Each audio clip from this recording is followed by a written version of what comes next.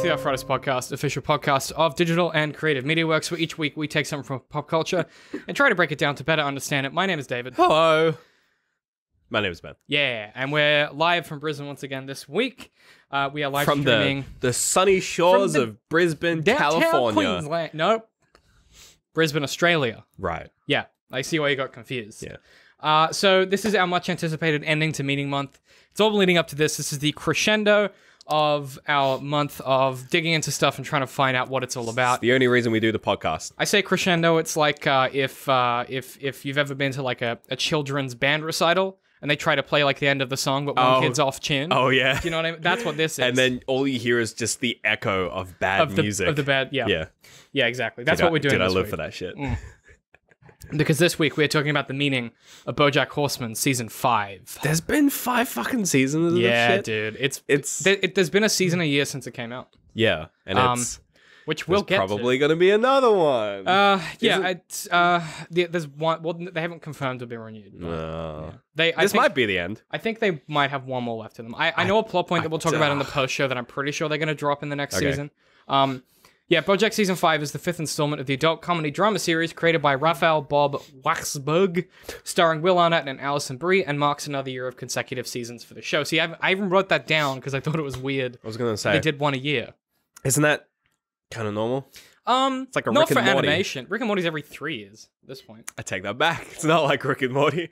Well, to be fair, the animation style is pretty, I don't know, how do you put it, cut and dry. Well, they also have... It's a very South Park, just kind of... Easy to make. Yeah. Easy to make. They also... Rick and Morty has way more money now, and they went to a new studio, so it's going to be quicker to make. But whereas this is sort of just... They're just powering it out. Yeah. And also, like, Rick and Morty's different because Dan Harmon is such a perfectionist with, like, story. Let's stop talking about Rick and Morty, because, fuck, we'll touch on it again in the show, because there is... Yeah, we have to do 1 week without Rick and Morty at some point. Okay, so let's jump into a quick recap of what happened this season, and then we can talk about the different areas of it and try and break it apart. Spoiler alert. So, spoiler alert for Bojack Season 5. As always. By the way, if you're in the chat, feel free to say hi and let us know what you thought of the season while I read the recap, and I might touch on some of those. But I might have a look at some of those. It'd be nice anyway. Yeah. Okay.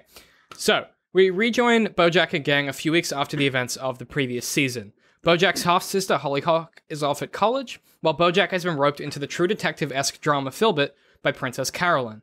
Diane and Mr. Peanut Butter's divorce is finalized, and Diane rents a shitty apartment, then partaking in a journey of self-discovery, heading to Vietnam to reconnect with her past.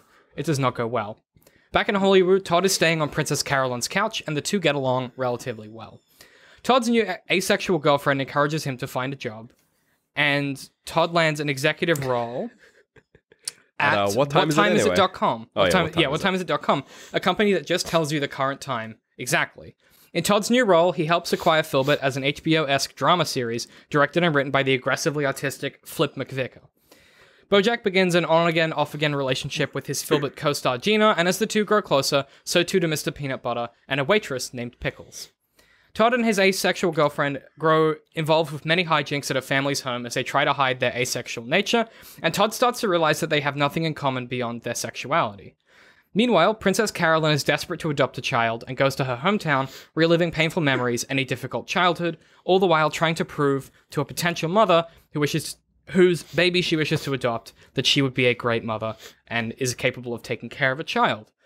Meanwhile, Bojack has an accident on set without Princess Carolyn there to produce the TV show, marking the progressive deterioration of Bojack and the showrunner Flip's relationship. Diane uncovers a recording of Bojack explaining the events of his time away from Hollywoo with his friend's youngest daughter, and struggles to understand what to do with this information. Bojack begins taking pain pills after the accident. Bojack's mother passes away, and after a one-take episode that follows Bojack's speech at the wrong casket, we rejoin the story as Diane and Bojack struggle with boundaries in lieu of Diane's newfound discovery of Bojack's darkest moment. Mr. Peanut Butter fails to learn a romantic lesson, concealing things from Pickles while sleeping with his ex-wife Diane, and Todd accidentally creates a sex robot that now runs whatimeisit.com. Bojack and Gina grow serious, and finally Bojack manages to have an adult relationship, but as he spirals into his addiction with painkillers, he begins to lose grip on the difference between filming Filbert and his real life. After the Filbert premiere party, Diane confronts Bojack about the recording, and Bojack tries to accept the blame by saying he's a bad person, but Diane isn't having any of it. Bojack's addiction then deepens, and on set, during filming, Bojack strangles Gina for real, almost killing her. Princess Carolyn steps in to sweep up the PR nightmare, sacrificing her chance at adopting a child to fix the problem in front of her, and she comes to realize that perhaps she doesn't need a kid, she just thinks that she ought to have one. But she does actually end up with the kid, it's alright. Bojack finally faces the music. He goes to a press interview with Gina to clear up cell phone footage from set of the strangling, and he finally does the right thing. Rather than exsanguinate his own guilt at the expense of someone else, he lies and does what Gina asks and keeps the truth a secret. Meanwhile, Mr. Peanut Butter goes to tell Pickles the truth about his cheating with Diane, but panics and asks her to marry him, effectively learning nothing from his past 3 divorces. Fuck! We'll get back to that. Diane confronts her boss about her messed up life, and her boss basically tells Diane to let go of her expectations. Of herself, of everyone, and accept that everyone fucks up, but that doesn't make anyone a good or bad person, it just makes them human. Or, in her case, a mouse. Meanwhile, Diane drives Bojack to rehab. The two reconcile somewhat. Diane has realized no one is good or bad, and Bojack realizes the only way to get better is to actually take it into his own hands. Bojack goes to rehab for 6 weeks, end of season. It's a fucking roller coaster of different things this season. Yeah, this season was surprisingly good. I came off at lukewarm the first time, but second watching I loved it. I watched it once. I only got a few episodes the second time. I selectively went back to a few episodes to watch a second time, namely the good ones. What did you which ones did you tap back into then? I hit for the second time. I hit the where Diane goes to Vietnam. I hit the where Bojack's mum dies. Hit that a second time. That's a good one. That's all I had time for. Cool. No, I like that a lot. If Will Arnett doesn't, those were the two that I was like, ooh, some spicy good episodes in this season. If Will Arnett doesn't get a fucking award for his voice acting in Bojack Horseman, the universe has no justice. Oh my god, because he is amazing this season. Oh, he's fantastic. Okay, so let's, as always, I'm going to let you pick the theme. One of them is pretty long. So we've got Diane's Hypocrisy, Zillman and A Lack of Suffering, which is the meta reading of the season, which I might save to last because my meta reading stuff is always a bit out there. A bit wishy-washy. Halloween and costume. Well, it's not wishy-washy, it's just fucking nuts. And could not apply at all, but it's something that I read into it. Halloween, or we could talk about the Filbert set and Gina and reality. Hit me with that one. Okay. I like that one. I like the way that one sounds. Can we do a quick recap of what we thought was good about just quick, the season? Just quick hitters. Just like good old days before we did all this analytical shit. I like that Bojack. A lot of the jokes are fucking one great. Good thing, one bad thing, yeah, sure. One good thing. I really like that one take episode with I like the joke at the end of that one take episode where he's at the wrong casket. That shit. There weren't as many laugh out loud moments this season, but that cracked me up. Yeah. I laughed at the TV. I laughed and then was about to cry at how weirdly depressing it was. One bad thing, I thought that the start of the season was a bit weaker this time, only in the sense that I didn't get the vibe that I do normally with Bojack, where you can start to feel something about to happen. It was very much more like a series of unrelated episodes that then slowly tied together. Yeah. So it was a bit different style, which I didn't love.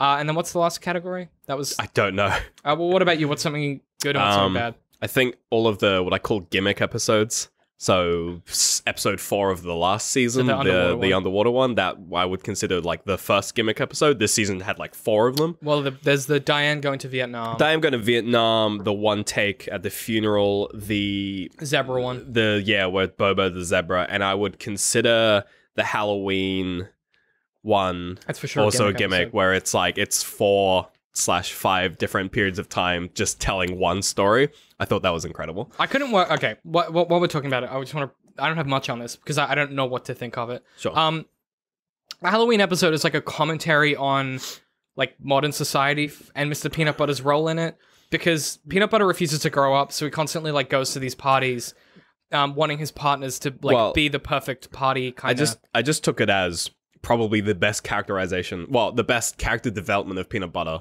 that we've had ever. Yeah. It's like the first time that we've actually, because they've done a lot of flashbacks with Peanut Butter, but they've never been as good as this, where it's just like, we are going to, because they've always tried to, show him as, he hasn't grown up. He's always kind of just like, he's never changes, things like that. Like that's been a pretty recurring theme with Peanut Butter. But this is the first time where they've really, I think, like nailed it in terms of like how to actually show that to the audience, just by like the perfect structure that they pull off in that episode. I think is is probably like the best form of character development they've done for Peanut Butter. I think I really like that. It for me it erred on the side of like explaining almost too much, but I like that they could have gone, but they could have gone there, but they were like, okay, well, let's pull it back. But I had a question about Gina. So she turns up at the start, doesn't realize there's a party because Bojack doesn't realize there's a party. Goes to get a costume, doesn't come back the whole time, and gets there at the end when everyone's gone. Yeah, I interpreted that as the reason that Gina and Bojack's relationship work is they have like a level of understanding where she's not even that mad. She's just like, I'm going to bed. Whereas in like his other relationships, that would be like an argument. right. Like, I don't know. I don't know if it meant anything beyond that, but I liked that she was immune to his bullshit. I think they did that just to get her out of the episode. Because it's not all of the flashbacks are Bojack without someone. Like, so there's always... Whereas this one, it's Bojack and Diane without someone separately. They even managed to dodge the period of time where Bojack is dating Princess Carolyn by having the sort of... Well, are they technically... I think one of the flashbacks they are dating, but she's still the door person. Yeah. Like, they try to keep it all consistent where it's Bojack where he's just alone, Bojack where he's alone, Bojack where he's alone, etc., and Peanut Butter where he's with someone. Because I think that it would, it helps, characterizes them flow pretty strongly as well. Yeah, and it helps it just flow a bit more naturally. Yeah, no, that makes sense. I was just curious to see what you thought of that, because I didn't really have anything on it. Yeah, so that's... I think it was just an excuse to get rid of and just a dumb joke to get her out of the episode. We have seen Peanut Butter and like this relationship to masks and subconscious before, where there's that comment in one of the seasons where, I think it's like season 2, maybe it's season 3, where he's talking to someone, I think it's Bojack maybe, and he's like, when I'm in the house alone and I see like my reflection, I sometimes try and fight it. And he's wearing my clothes. And we got a comment on that. I think might have been the last season or the season before in our podcast. That was pretty early, yeah. And someone commented and they were like, you guys read way too much into that. It's funny because he's a dog. I'm like, yeah, it's funny. Yeah, it's funny because he's a dog. But that's not why they wrote the line in. That line is so clearly means something. Yeah. Like they bookend it with like pure silence. Like that's very much it's like, yeah, it is a joke, but it's one of the jokes that you don't laugh at because you go, oh, fuck. That's 100% one of like the I think like when we've talked about Peanut Butter previously, that's one of the moments where we've been like, this is the one time when they've actually developed them. Yeah, that's really funny. Yeah, it's really great. No, like sure, it is funny because he's a dog, but like that's not the point it is pretty big. Okay, let's dig into the Gina and Filbert stuff because that's going to be the meat of this, because that's kind of the meat of the season, I think. Absolutely.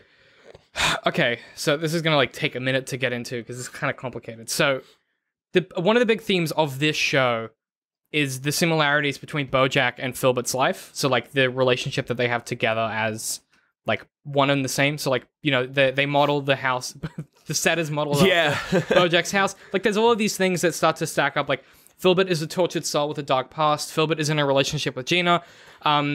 Filbert's old partner, Mr. Peanut Butter, is a great sense of ire and a constant antagonist in Filbert's life. Like it's all of the things that Bojack has, but just slightly rearranged. Yeah, it's very just on the nose. So let's talk about Descartes, because this was...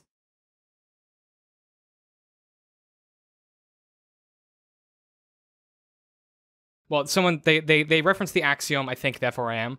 But you mean Descartes, right? Descartes. Yeah.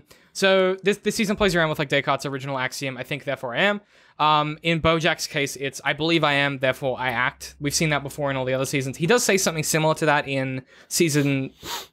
I think it's not 4, it must be 2 or 3, where he's like, I don't really like know if I'm alive or anything, or like if any of this matters, but like I do what I believe in, and that's why he helps Todd, and so that's what he tells himself anyway. Well, even like if you think back to the What Are You Doing Here season, that was like season 1, wasn't it?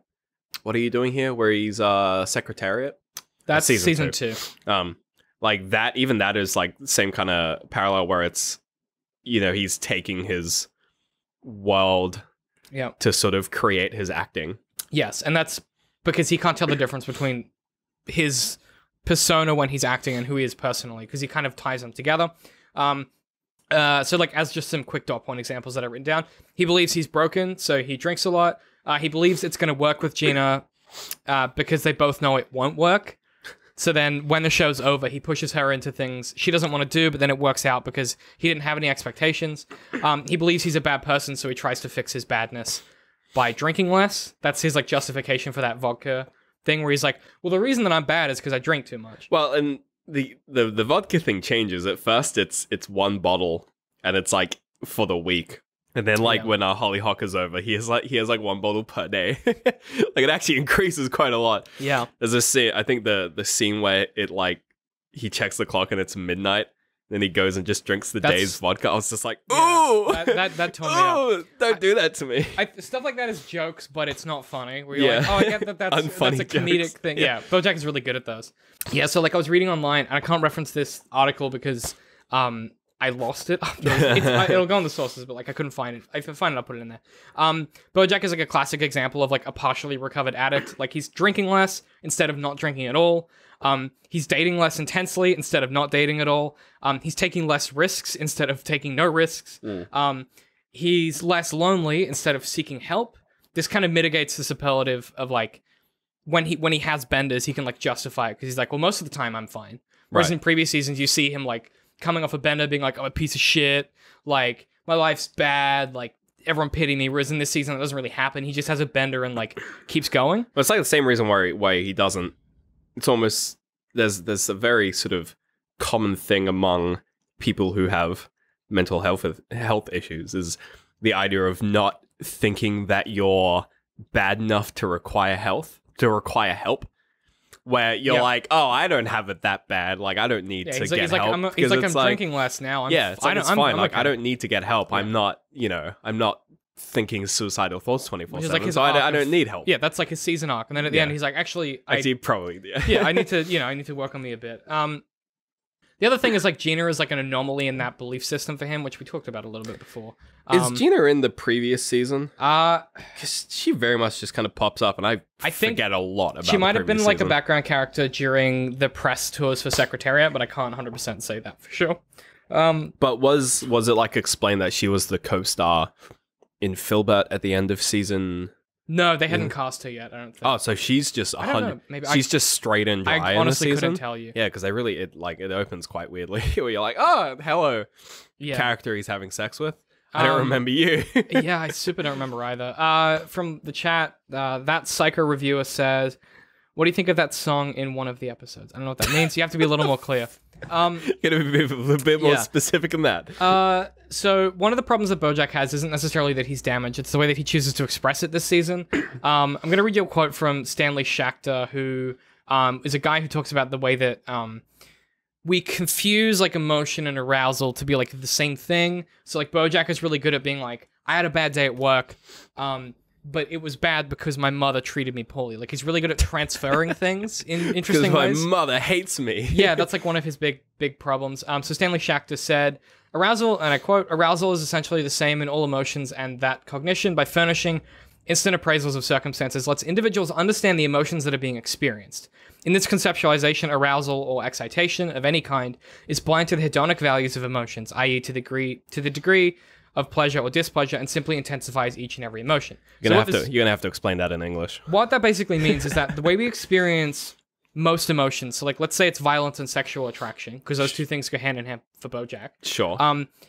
They only differentiate in the way that our cognitive processes construct the reality of them. So like our brain perceives the so like if you're Bojack, he's receiving the stimulus of sex and violence in a very similar way. It's just how he constructs reality that differentiates them. So like you see in previous seasons, he has like really short, quick, aggressive sex. You know? Yeah, because I feel like it's probably just the animators having a bit of a gap. But fun. Yeah, no, it is pretty consistent. Yeah, so then what that means is that Bojack's attraction to Gina and his desire to strangle her become like one and the same emotion because he loses his perception of reality. So in the same way that you can't, the only differentiation between different arousal is how you construct the reality. When the reality is fucking falling apart, they just become the same thing. So that's why he doesn't stop. It's because he's like, oh, well, this is fine. This is the stimulus that I'm used to. So he doesn't feel it's any different. And it seems no accident that the company funding the show that facilitates this is run by a sex robot that promotes a violence and sexualized TV show.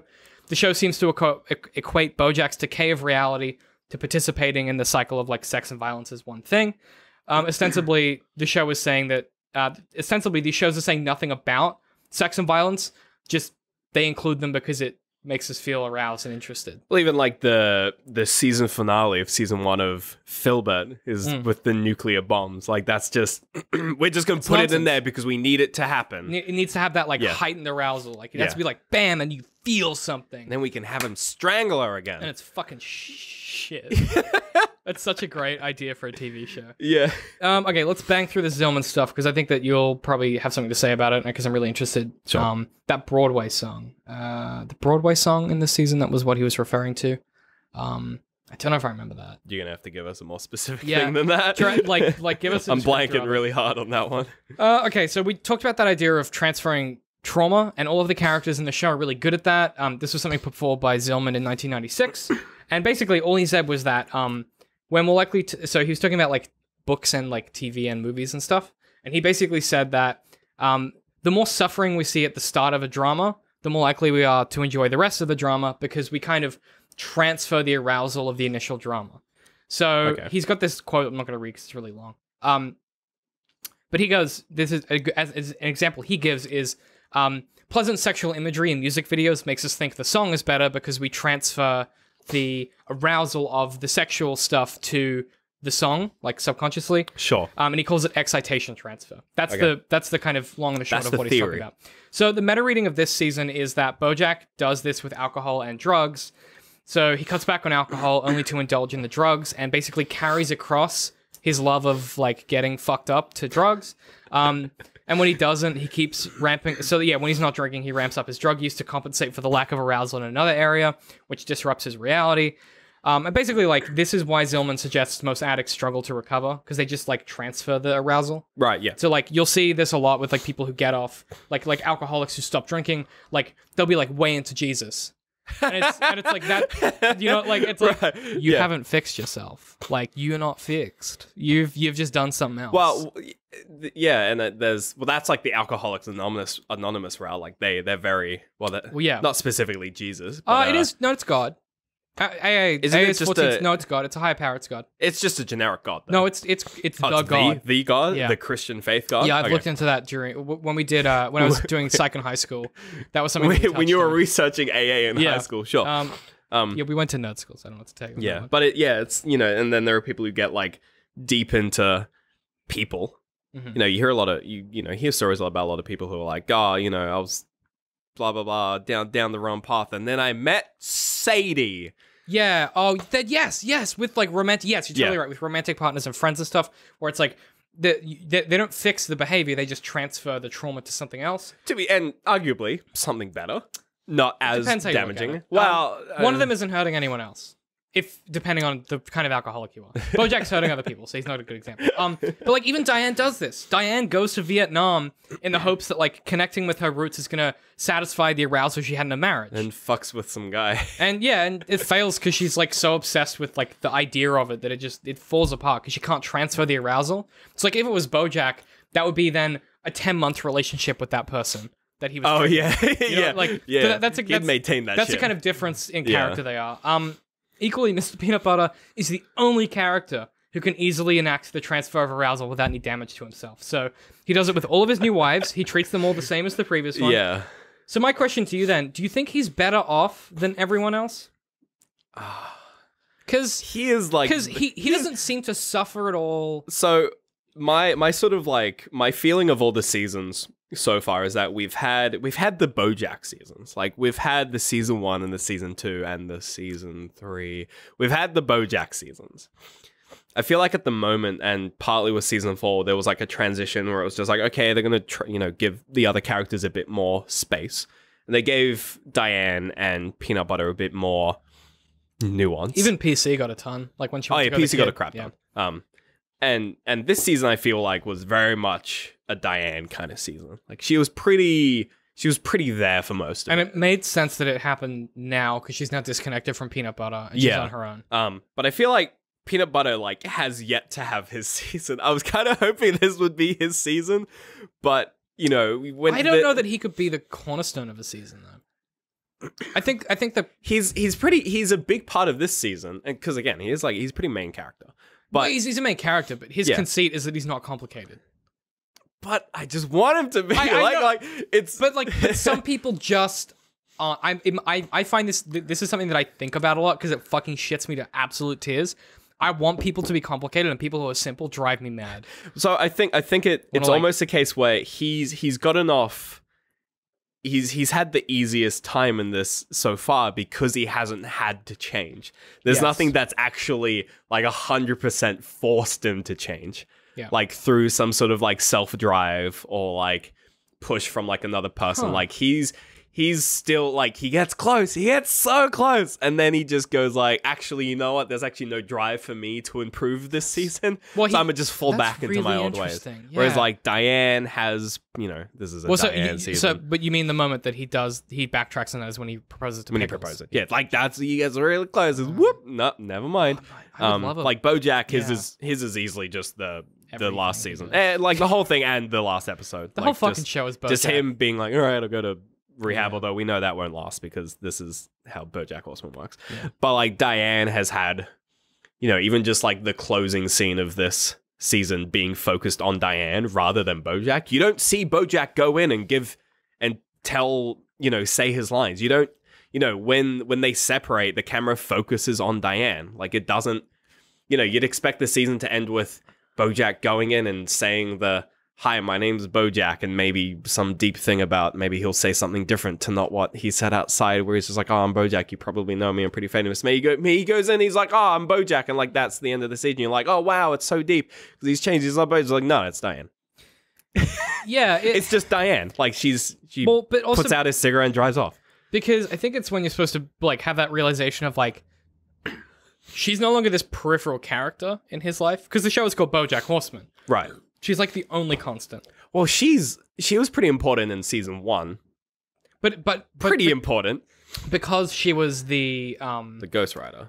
Well, she was the Ghost Rider, and she was also like an antagonist for Bojack to rally his brain around and be like, she's what's wrong. I love her, and that's why I'm fucked up. Right, whereas in this season, like, she doesn't occupy that role. She's just his friend. Even the last season, there was like, it was really complicated with her, with Peanut Butter, because of the divorce. This season, she's just his best friend. Yeah. And they have to finally navigate that treacherous water of, like, their relationship, which is a good segue into talking a bit about Diane's role in this season as, like, the kind of mediator of Hollywoo hypocrisy, or Hollywood hypocrisy in real life. So Diane has a quote, and I'm reading from Lee Constable, who is, she's a science researcher and presenter on Scope TV in Australia, I've sort of was looking through her Twitter, and she has some really interesting stuff. Deep cut reference. Oh, I think you retweeted this, didn't you? Maybe, I don't know. I met her at the March for Science. I saw something you retweeted, and it was a very sassy. She's really rad. So she says, and I quote, she's quoting a line from the show, and it's from Diane. And Diane says, quote, being a woman is not a hobby or a pet interest of mine. You get to drop in and play Joss Whedon, and everybody cheers. When you move on to your next thing, I'm still here, end quote. This is interesting as a meta reading because Alison Brie is a white woman playing a Vietnamese American. The meta reading here is that even the people on the right side of the argument aren't always correct. Yeah, like 100%. You retweeted this. I think I replied. You replied to it. And I saw it on Twitter. Yeah. So this goes back to the show's philosophy of this season. No one is actually good or bad. The point of the hypocrisy, a white woman playing an American Vietnamese versus like Bojack, who ends up playing a feminist by accident, is that we're all false actors in some way. None of us are perfect, and nothing. Like, my reading of this was like, the show was trying to be like, if someone says something good, don't immediately like ad hominem attack them for shit they've done that's wrong. If they're trying to like put out something that's good, that's fine. Like, because this season's kind of interested in that stuff a little bit more than the previous seasons, where it's pretty like, the Time Is Up thing is a good example where like, that whole thing is a setup for the joke of the sex robot, which was aimed at, it wasn't Weinstein, because he hadn't come out when they started writing it. It was someone similar. Right. But even that, like, you know, Todd accidentally builds a sex robot who becomes the highest ranking thing in like a whattimeisit.com. Yeah. And like, in an attempt to satisfy his asexual girlfriend's desires, it came from a good place, but it ended terribly. His non-asexual his non-asexual friend who he still wants to date, but isn't, yeah, because they actually have stuff in common. And the irony of the robot is everyone knew the irony of the robot is that no one knows it's a sex robot, but in real life, sex pests in Hollywood, everyone knows about, but no one talks about. It's a complete reversal. Well, and then there's when they're talking, there's like a few towards the end of the season where like the robot says some things to that like intern or the junior executive, where it's like, everything he's saying is like extremely bad, but it's only when he's talking about like his battery being drained and his power levels dying, where she's just it's like, really ironic. Yeah, it's and then all of like the the sort of the TV interviews that people have. It's just like, it's very on the nose. Yeah, and I think the point of that is just to be like, but then that's also like a critique of the previous seasons of BoJack. Like, there's that line, which I had written down, which was, that like the Filbert TV show within this show is a critique of the previous seasons of BoJack. Well, you even have that line from Diane, where she says something like, like shows like this just she's make like, people feel, just make guys feel good about their shitty behavior. Because like, that was pretty rough. Filbert is like the kind of the lazy rendering of like the kind of the hero kind of damaged character from like Breaking Bad, Rick and Morty, like all these shows. And even Horseman. Flip realized, Bojack Horseman. So even Flip finally has the realization that it's normalizing the kind of fetishization of that suffering, and the show isn't necessarily condoning the rendering of suffering men, but it seems to want to critique like this idea that if you enact abuse like Bojack does, that I don't know if it's trying to say that we should, kind of look at it in like a more kind of rounded lens and say, well, they're abusive for reasons, kind of, but like we shouldn't forgive them. Like it's kind of doing like three things at once, where I think it's trying to have a complex conversation about it without being like they're right or they're wrong or they're bad dudes or they're good dudes. It's like, no, they're enacting abuse. That doesn't make them necessarily abusers, but also you shouldn't forgive abusers. It's a very like weird line they try and tread. I would almost say that it is trying to say that the acting out of abuse is inherently abusive. Yeah. Because especially when it's in the later episodes where it gets like fuzzy, and I think the episode's called like Downer Ending or something, which is just fucking dumb. It's like the second last episode's called Downer Ending. That's why the song plays during that montage that the Psycho Reviewer was talking about.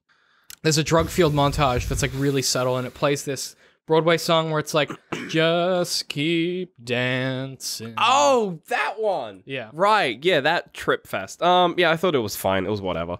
Yeah.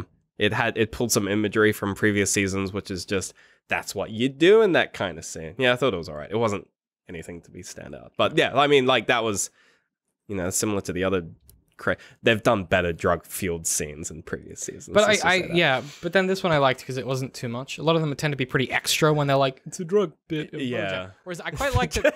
It's the drug bit of Bojack. I like that. I like that this was like a bit more kind of, ooh, and you kind of like, it felt a bit more, not real, but like, it felt more genuine because it wasn't, because this time it was just painkillers. It was just, and like, because his reality was shifting, not because he was like doing crazy drugs. It felt like more accessible. Like, because I think that if you've worked too much or you do too much of one drug or whatever, but like you still have a life going on, that's what it feels like when you're in it. It's like a montage of stuff and you kind of, what's happening, but you struggle to connect everything. I think it felt a bit more like attainable as a metaphor than some of the other season's drug rampages. What do you think of just how much this season like relies on the previous seasons?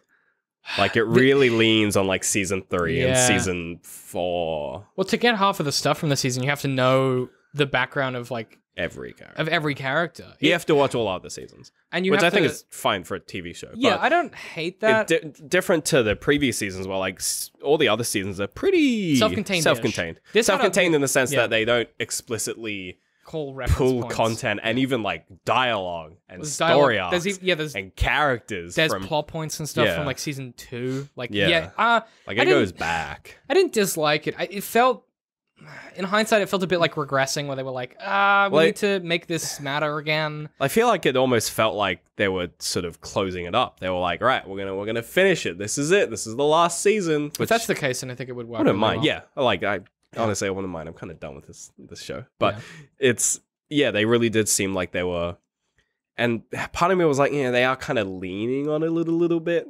Like when they pulled out the recording of Bojack saying what he did in New Mexico, I was like, that was like 3 seasons. Like that was like they really pulled like a lot. Season 3. Yeah, like that was a while ago. Like, but the reason they brought that forward is that when all of that stuff happened, Diane and Bojack weren't in a position where it could affect their relationship because she was getting divorced. I feel like it's peanut butter. Almost also it could have been like a realization on. Well, it could have either been good forethought where they were like, we're gonna deal with this in season 5, Or they got to the end of season 4 and went, wait, Bojack did some really shitty things in season 3. We haven't like addressed it or given any consequence for it. Because it did feel like they were like, well, the whole C plot of this season is the time is up movement joke with whattimeisit.com. So that ties directly into that, where it's like someone finds a fucking, the 12... a tweet that someone made in 2014 and gets them fired from like 20 women come out of the woodwork and like, this famous dude has been abusing people for years. Right. That's what I mean. That's because the time is up. I feel like that's more whattimeisit.com. That's the sex robot. Yeah, but the reason that they did a recording of like a voiceover was... Is that a Trump thing? No, it's not Trump. It's someone else. I can't... Hang on. I know it's not Harvey Weinstein. It was someone else. Because they wrote it before that. Right. It's a very deep cut cultural reference. That's just kind of gone the way of the dodo. it was like the first guy... Oh, I can fucking see it. I almost remember Harvey Weinstein being the first one. Being the big springboard for the... He wasn't the first, but he was like the big one where everyone went, whoa, everyone's like, oh, okay. Yeah, because he was just like an actor. And a lot of people went like, I don't know who this is. I don't know who Harvey Weinstein was before he was... And before he was sort of revealed to be an asshole. Yeah. Let me see if I can find this. You keep going. I'm just going to I'll try to keep going. Yeah. So talk to me about like, did you think that it worked that they touched on these old plot points and stuff? I mean, when it was happening, I was like, oh man, they're really digging. But I think because the rest of the season really like relied on that being important information to bring up. All of the other sort of going ons, especially with Diane, which again, pretty much the main character of this season.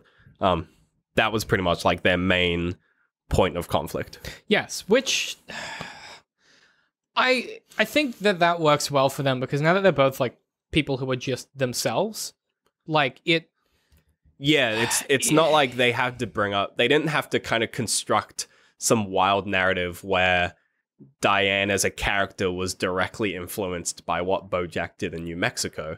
It's just they're two people who are friends, and what he did in New Mexico was a bit fucking weird, and it's just general consequence of being a dickhead. And I like that it wasn't like they weren't trying to like ruin, like, I don't know. I think another show that was trying to be like too heavy-handed would have like ruined Bojack's career. But they were like, no, these things... that. I was almost expecting that to be the main downfall, but it wasn't. Well, I like that they... I don't know. It was just the downfall between... Well, not the downfall, just the... What's the only thing? The rough waters. Well, yeah, like the only thing for those two characters. Bojack, which they're changed as friends forever, irreversibly from it. But like, it's the only thing that Bojack cares about is his relationship with Diane. Ultimately, at the end of the day, he doesn't give a shit about Mr. Peanut Butter. Gina is like a passing fad in his life. His mother's dead. His half sister's in college. Like Diane is like his one touchstone to reality. Yeah. So it makes sense that it's a wedge between them. And kind of hers his as well. Like. Oh, for sure. Yeah. Diana's job is... They just have each other now. Yeah. But now they don't, because he's in rehab. Oh, no. Yeah, well, 6 weeks isn't that long. Oh, so only 6 weeks? I didn't pick up on that. Yeah. I can't find the reference to... The OG dickhead? Yeah, it was someone like... Yeah, okay, it was an article I was reading. Fair enough. Okay, I wanted to kind of wrap this portion of the show up and the podcast up with this quote. And it's from Bojack, which I think just like capitulates the season really well. I think it really summarizes how fucking weird a lot of this stuff is. And Bojack, this is on talking about like his parents and stuff. And I think it's like a good... If they were going to finish the show, this is like the thing that I would stamp on the cover of the box set DVD. Right. The quote is, all three of us were drowning and we didn't know how to save each other. But there was an understanding that we were all drowning together. And for me, I think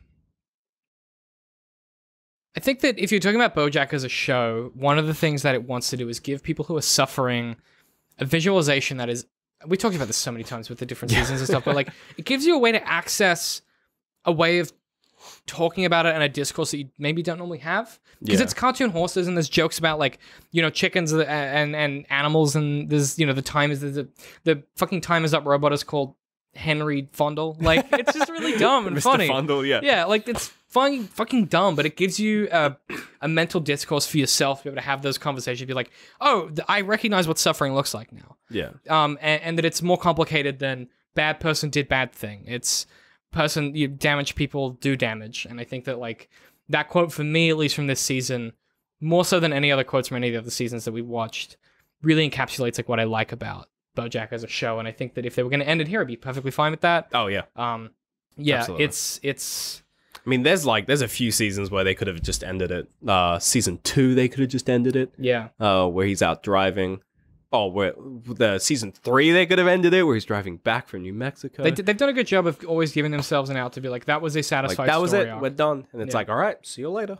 Yeah, And but I think that might be why like the start of seasons are usually a bit rough, because they're trying to sort of like, all right, we got to wind back up the drama machine a bit. it does, And then feel let like it that. roll out for like episode 4 onwards. Yeah, I think no, that's a good. But I point, think that's why the Gimmick episodes were so good, because they gave you something interesting for those first 3 episodes. they gave you enough space while it worked. I think episode 6 was the free churro, which is Yes. the one take. That was like that. I feel like that was sort of the turning point. the turning point of the season. Yeah. For sure. But it's that time of the week. Have you got any recommendations? No, Anything? I have 0 recommendations. Yeah, I just started a new job, so I've been flat out. I've done Yeah, fuck all. if you've been following the book club podcast that Laura and I started, next month is Daughter of Smoke and Bone. We're going to be doing that sometime next week by Lani Taylor. So if you wanted to read that, I would get started, or if you forgot what it was, Or if you want to get it read to you by someone, tough shit. it's on Audible. But Oh, okay. yeah, I was going to say Laura's been reading it to me, okay. because I don't read books. yeah, it's not. Well, join the book club podcast. I'm not that and far find yet, out. so, Yeah. yeah. That being said, we're trying to pick a topic or a theme for next month. I put a post up on Patreon. I kind of know what I want to do. We don't but know what we want to do. Do our job for us. We'll talk about it during the post show a bit before the end. So if you want to stick around for the post show, or if you're a Patreon, you get access to that as well. But speaking of which, where can people find us? Facebook, At DCMWorks Social. YouTube, YouTube.com/DCMWorks. Twitter, At DCM_works. Patreon. Patreon.com/DCMworks. If you subscribe for $3 a month, get access to a bunch of behind-the-scenes content. We get all kinds of stuff like an exclusive audiobook that is like an anthology story about a crazy kind of conspiracy world that's very similar to our own called Interface. We got like behind-the-scenes part 2s. You'll be able to see the post-show for Art for Artists, which is going to go up every week from now on, where we talk about more thoughts on the show, questions from the people who are watching it live, or things that patrons have asked us to talk about this week that maybe didn't fit into an episode. So if you want to get access to that stuff, go to patreon.com/DCMworks. It genuinely helps us do all the shit that we do. But if you just wanted to help out the show, best thing you can do is tell one person about this if you enjoyed it. That's probably Send the this best thing. to 10 friends, and Just your crush will ask you out. yeah, and if you don't, And if you Bloody don't, Mary's coming for you. you'll be alone forever. Yeah, Stick that in your MSN profile you have tag do name. it, man. Do it.